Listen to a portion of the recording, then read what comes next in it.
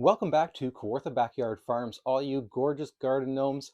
I hope that the coming winter isn't getting you down too much and that you are starting to plan for the next season already. In this video, it is our second part of healthy gardenings, health benefits of gardening, where I am combining my knowledge from kinesiology and health promotion with my love and passion of gardening and sharing produce.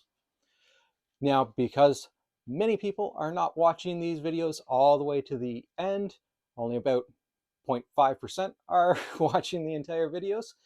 I'm going to do this at the beginning. So if you like this kind of content and you find it educational and worthwhile, please leave a like. And if you're not subscribed, please subscribe.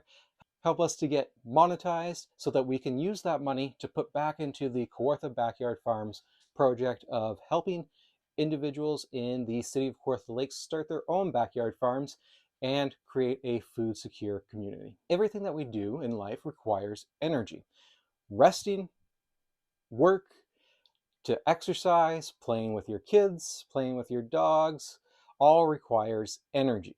Most of us will recognize the calorie as the prominent measure of energy in foods and that burned during exercise. The definition of a calorie is the amount of energy required to raise the temperature of 1 gram of water by 1 degree Celsius. What we see on food labels and the treadmills when we are performing exercise is actually a kilocalorie and is the amount of energy needed to raise the temperature of 1 kilogram of water by 1 degree Celsius. So we can measure the intensity of an activity by the amount of calories burned, but scientists, researchers have also compared the intensities of various activities to the intensity or the energy consumed by resting. This method of comparing the energy requirements of various activities is called METs, or metabolic equivalent of tasks. 1 MET is equal to the amount of energy required by our bodies at rest to maintain regular cellular activity. In exercise science, we use this measurement to compare various different energy requirements of activities.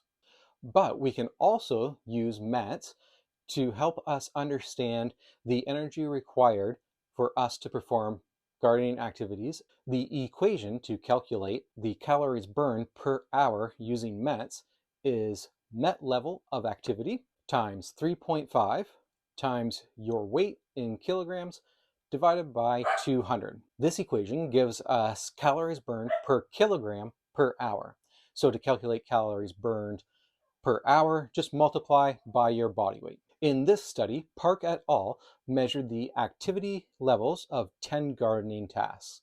The activities ranked from lowest to highest intensities are as follows: planting transplants, mixing growing medium, watering, harvesting, sowing, mulching, hoeing, weeding, raking, and digging. All of these activities fall into the moderate to vigorous intensity range and therefore contribute towards the weekly requirements of 150 minutes per week. So if we garden for 150 minutes per week, 30 minutes per day, doing a variety of activities, how many calories would we have burned at the average intensity of these 10 activities? The average MET value of these 10 activities is 4.51. We will assume that the average Canadian weighs about 70 to 85 kilograms. By plugging our values into a calculator, we can see the average gardener is using between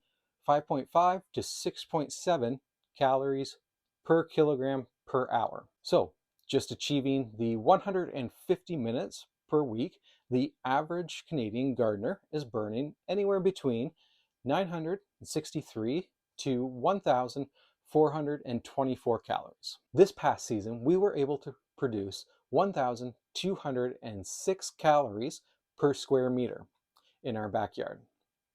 We use roughly 40 square meters. Therefore, we produced enough energy to fuel a little more than a month of moderate to vigorous activity. The amount of energy used and the amount of energy produced during gardening is, of course, highly variable and depends on your weight, time, and amount of space you have to grow. The activities in this example also used human power. If you were to use machines or other equipment to prepare the soil and plant, the energy consumption would be lower and the amount of energy you could produce could be higher, relatively speaking.